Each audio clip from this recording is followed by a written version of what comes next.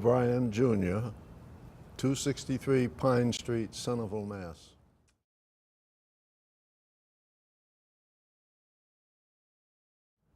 I remember growing up in Centerville and playing baseball with some of my neighbors and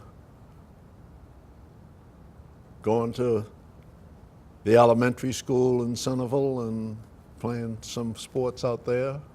I remember those days. Well, we used Craigville Beach. That was a good spot to go and have a swim and see some of your friends. I was born in the Cape Cod Hospital.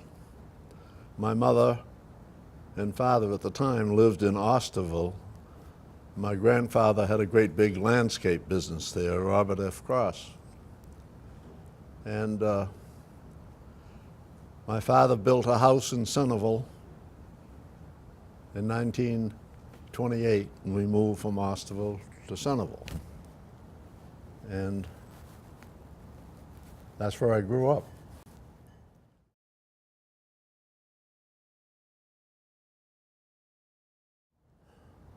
Well, it's much busier. In 1945, there was only one little grocery store in the middle of Centerville, and the 1895 store, and the post office was right there in the middle of the town. And now, everything's out on Route 28, and it's all built up with restaurants and banks and so forth. 1945. Yes, I was in the building that's now occupied by the Catholic school, I guess. And I was vice president of the class. I was co-captain of the football team.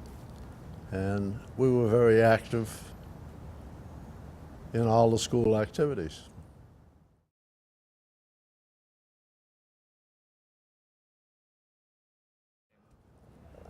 I have three,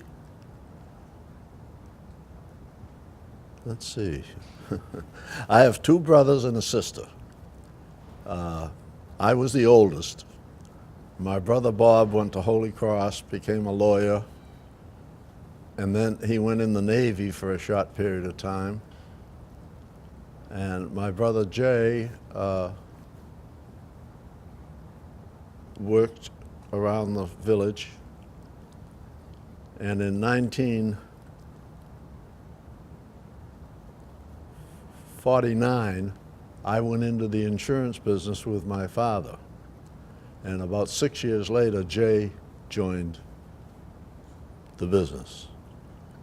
My sister Margot went to Trinity College in Washington, D.C. And then she got married, and she lives in Sudbury, and she now occupies the old family home in Centerville in the summer.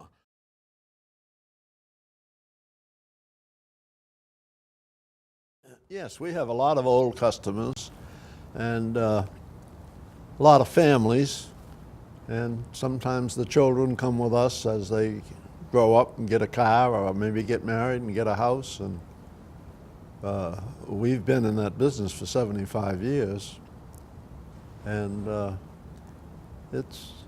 we have a lot of local people, and we're a small operation in regard to some other size places, but we write auto and homeowners and boats and small business, workers' comp and stuff.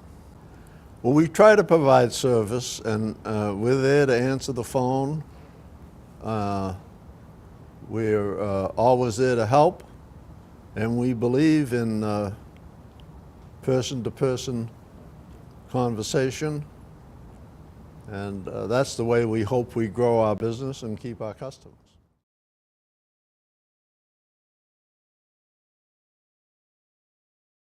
Yes, my son Kevin is in the business with me now, and my daughter's fiance is in the business. And it just continues. Just continues, yeah. We're going to lose one of our employees, a girl that's been with us for 29 years. she's going to retire.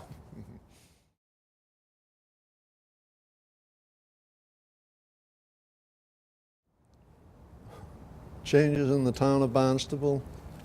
Well, it's bound to grow, and with the changes, you know, you lose a lot of the Cape Cod influence and more larger stores, replacing some of the small, not really small, but the local businesses.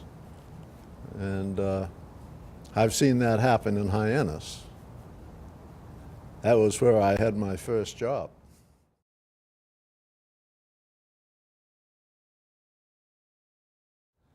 I had my first job at the Hyannis Pharmacy as a soda jerk. I was probably 14 years old, and this business was owned by a man named A.J. Burnell. And most of the stores along Main Street at that time were owned by local people and small businesses. Puritan was probably one of the largest, but there was Lean Shoe Store and Girton Brothers Jewelry and Myron's shop, and Ken Carr. that was the way Main Street was.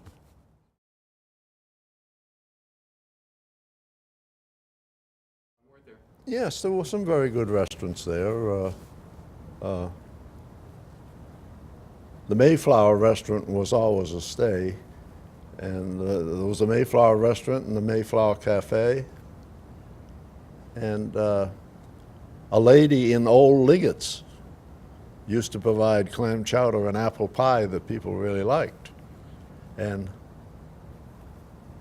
she went on from there and had a restaurant out on Iona Road. I'm trying to think of the name of it, and I can't, but Mildred's. Mildred's was the place, and that was very busy. And there was a Red Coach Grill at the Rotary Circle, which was always quite good, and Mitchell's Steakhouse. So you had those restaurants along there that were quite popular, and then Armand's went out there and took over Mitchell's. They used to be on Barnstable Road, right near McLean's Barbershop.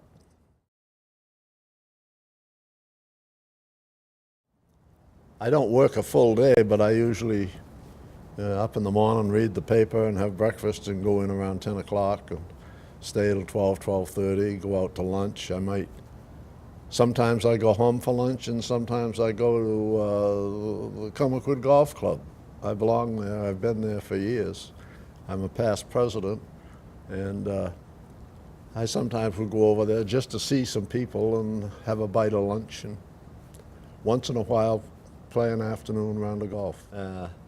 I enjoy that. I don't play as much as I used to be, very active. I was president of the Comaquid Golf Club.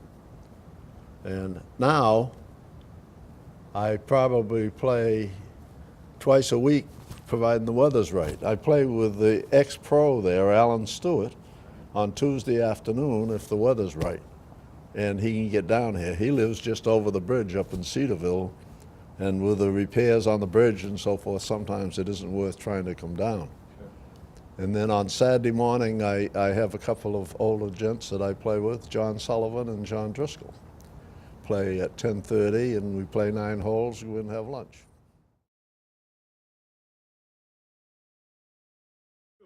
The new building now, it was time.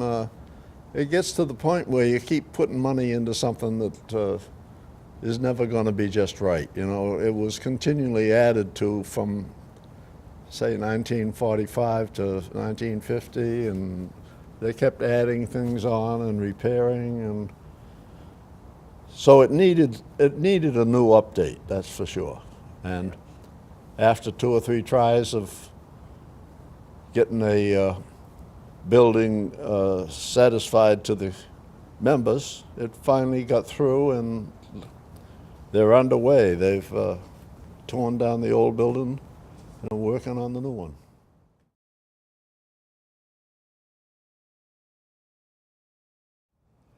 Well, I believe that somehow you've got to create jobs that pay enough for the young people to stay here. That's a real challenge.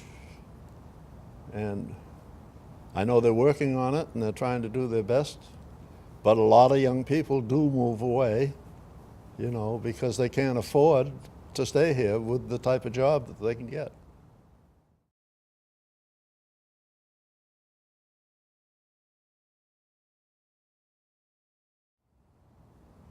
Well, it's a challenge, that's for sure.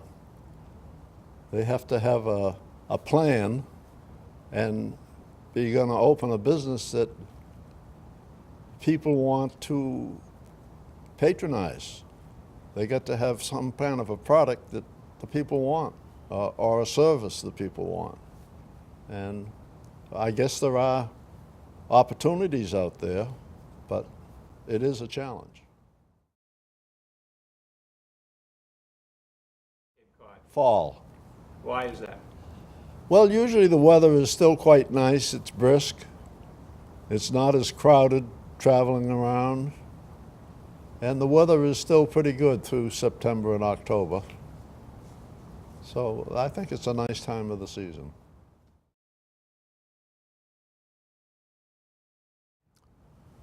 Well, I encouraged my son to come into the business, yes. Yeah. I had two other sons. One, I think I mentioned before, was a lawyer. He went to Washington, D.C. and had a pretty big job. And my other son was very active in the music business, kind of entertainment, and there wasn't a spot for that here.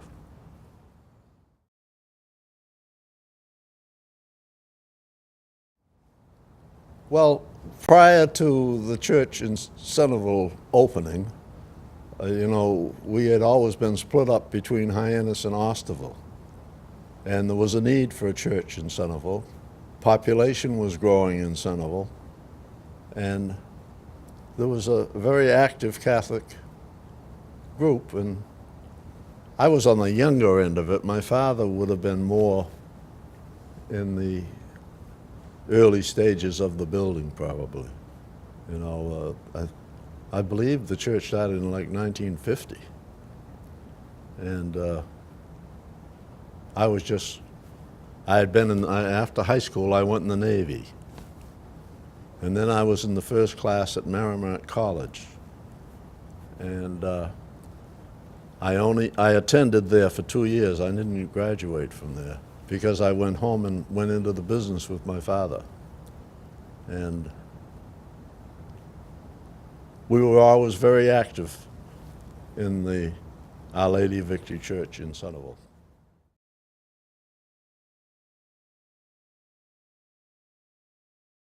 Oh yes, Father Waldron was the first one, and he was the one that built it up, along with many pastors that came afterwards.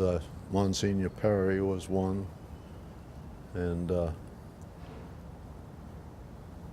they've had a number of pastors. There's just a new pastor there recently, another pastor named Perry, John Perry. And Centerville is a very big parish now, and quite well off. I mean, there's the population in Centerville is probably a little bit, I don't mean to say higher, but they're more professional people, so forth, and they really donate to the church, and the church does quite well there in Centerville. Of course, the Catholic Church all over the world is having troubles getting vocations, and they're having more people retire here in our diocese, more priests retiring than there are coming in. So they have a problem of, you know, the pastor in Centerville is taking care of a West Barnstable church, the Centerville church, and the Osterville church. So it's a big job to cover the masses and so forth.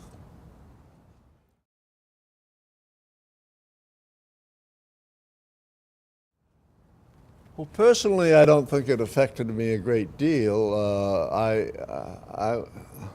I was very proud of John Kennedy being elected president and having lived in the town of Barnstable, and sometimes growing up we ran into them, you know, gradually. One of my sons used to go out with some of the younger kids there, and in those days, the Kennedy boys and the girls were very active around Hyannisport and Hyannis, and town was small, and you used to see them, and they'd wave to you. And I think it was a great thing for the town of Barnstable, and I think it still is. Anyway, if you see the buses that go to the memorial downtown, and you see the buses stop at the Hyannis Church where he used to go, and so it is a great influence on the town, I believe. No, well, I was a town meeting member. I was elected in Centerville, and I was the chairman of the group when we used to go as a group to the town meetings. And other than that, I never had any real interest in going into town politics, other than serving on some committees, you know. I served on a lot of committees over the years. Can't even remember them now. I'm too old to remember anything. But I was a former member of the Barnstable Housing Authority. That was an appointment by the governor. And I was a town meeting representative. I was on the Boy Scout Council in Centerville. I was the Cancer Drive sectional chairman for the town with a co-chairman that I can't think of the other fellow's name. I was in Farm League baseball, and I was president of the Centerville Board of Trade. So I was active in those things during my time.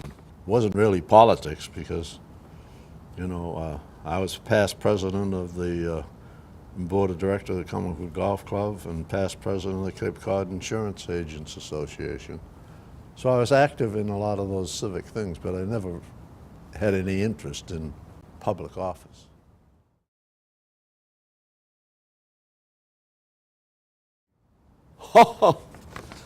Well, right now I go there about every 2 weeks and get a quart of ice cream. I'm still quite friendly with his son Doug, and Doug's wife. There, she's working there now. She's retired. She used to work for the sheriff. I was very, very close to Dick Warren.